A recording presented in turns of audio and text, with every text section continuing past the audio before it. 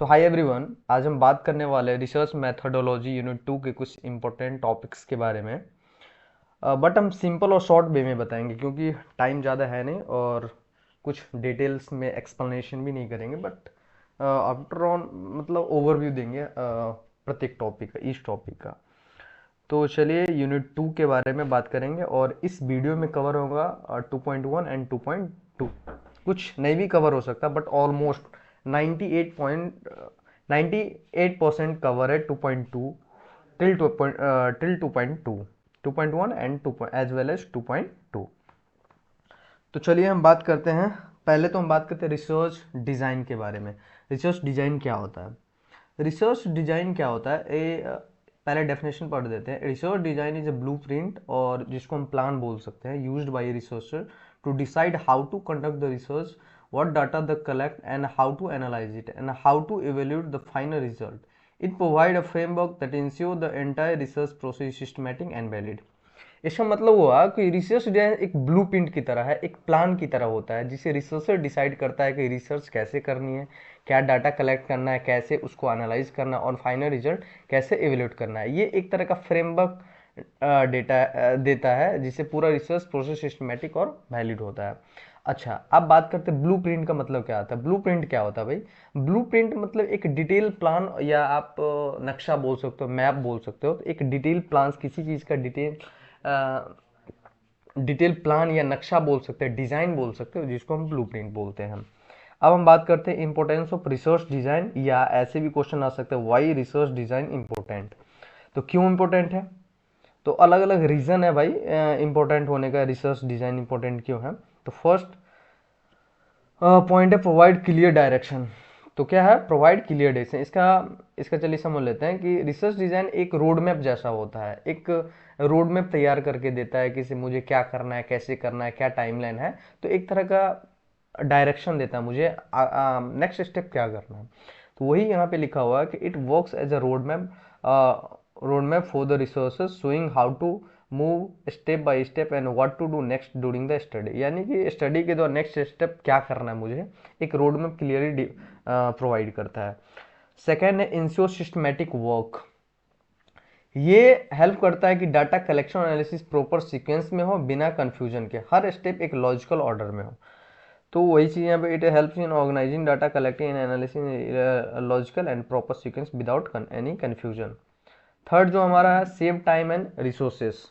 ये भी इंपॉर्टेंस है रिसर्च डिजाइन का, क्योंकि जब एक तरह का डिजाइन हुआ, एक रोड मैप तैयार रहा, मतलब होगा एक डिजाइन पहले से ऑलरेडी कोई रिसर्चर बना दिया होगा कोई, तो उसमें क्या होगा, टाइम भी सेव होगा और रिसोर्स भी कोई कंफ्यूजन नहीं कौन सा रिसोर्स या कौन सा टूल्स यूज करें नहीं यूज करें, तो इससे हमारा टाइम भी सेव हो सकता है। तो ऐसे आप समझ सकते हो, जब किसी भी चीज़ की प्लानिंग होती है, तो अगर आपका प्लानिंग क्लियर होती है, अगर किसी भी चीज़ के बारे में अगर आपका प्लान, क्या करना है क्या नहीं करना है, प्लान आपका बिल्कुल क्लियर है, तो टाइम हो या मनी हो या एफर्ट, दोनों सेव होते हैं। तो रिसर्च, जिससे रिसर्च क्या होता है, फास्ट और एफिशिएंट बन जाता है।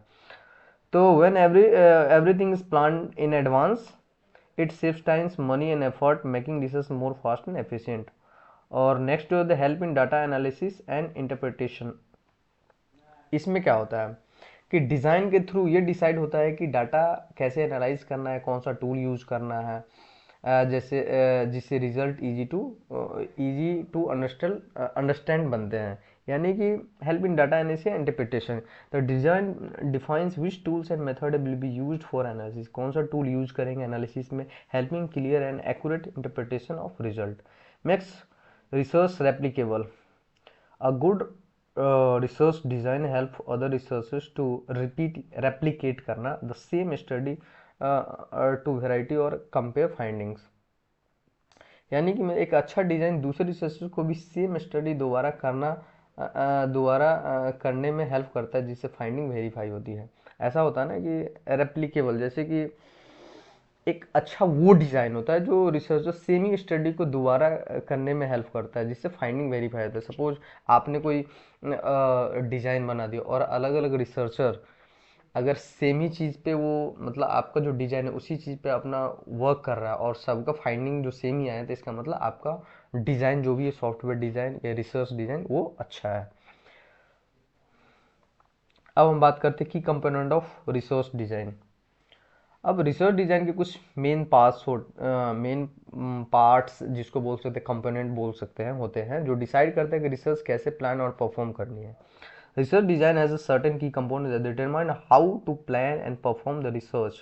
These components help plan, organize and conduct the research in a systematic and logical way.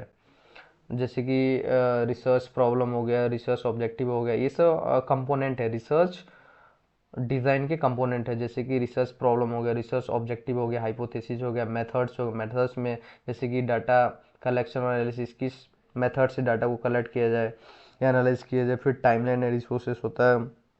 अब बात करते हैं रिसोर्स प्रॉब्लम क्या होता है। रिसर्च प्रॉब्लम क्या होता है, ये रिसर्च का मेन क्वेश्चन या इश्यू होता है जिसका सॉल्यूशन या आंसर रिसर्चर जो भी रिसर्चर होता है वो ढूंढता है। तो वही यहाँ पे लिखो, this is the main question और issue of the research for the which the researcher searches for the solution और answer. The problem should be clear, specific, researchable होना चाहिए। प्रॉब्लम जो भी होना चाहिए वो क्लियर होना चाहिए, स्पेसिफिक होना चाहिए और रिसर्चेबल होना चाहिए। ऐसा नहीं कि ऐसा कोई प्रॉब्लम आप उठा लिए और इसका कोई मतलब ही नहीं बनता है। तो ऐसा प्रॉब्लम आप उठाओ जो बिल्कुल क्लियर हो, स्पेसिफिक और रिसर्चेबल हो, जिस पर रिसर्च किया जा सकता है।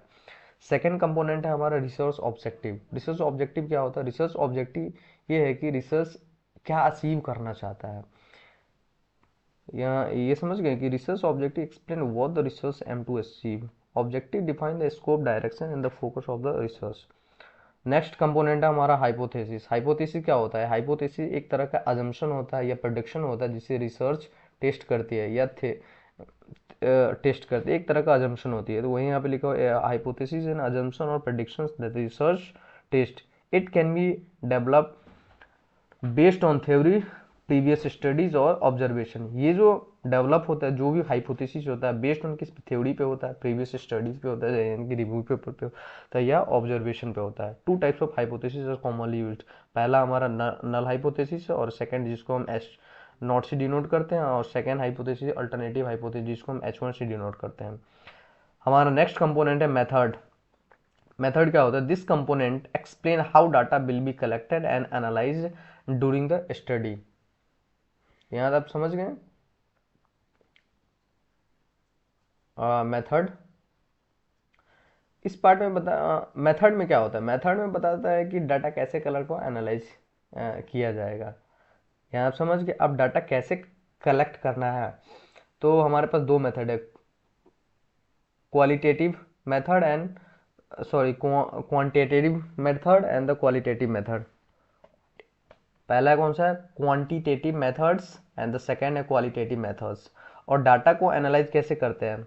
वही qualitative and the quantitative analysis से हम डाटा को एनालाइज कर सकते हैं इस दोनों मेथड से। अब बात करते हैं टाइमलाइन एंड रिसोर्स, ये भी कंपोनेंट है। तो इसका मतलब क्या हुआ? रिसर्च में हर स्टेप्स के लिए टाइम और रिसोर्स प्लानिंग जरूरी होती है। टाइमलाइन सबसे बड़ी चीज है। रिसर्च में हर स्टेप्स के लिए टाइम और रिसोर्स प्लानिंग जरूरी है। टाइमलाइन को हम गैंट चार्ट में शो करते हैं, जैसे कि डाटा कलेक्शन और एनालिसिस हो, रिपोर्ट राइटिंग हो, तो ये सब एक तरह के गैंट चार्ट में हम उस चीज़ को हम शो करते हैं, टाइमलाइन को। तो timeline resource planning is essential for every steps in research. Timeline are shown in Gantt chart example, ये चीज़। अब हम बात करते हैं टाइप्स ऑफ रिसर्च डिजाइन के बारे में।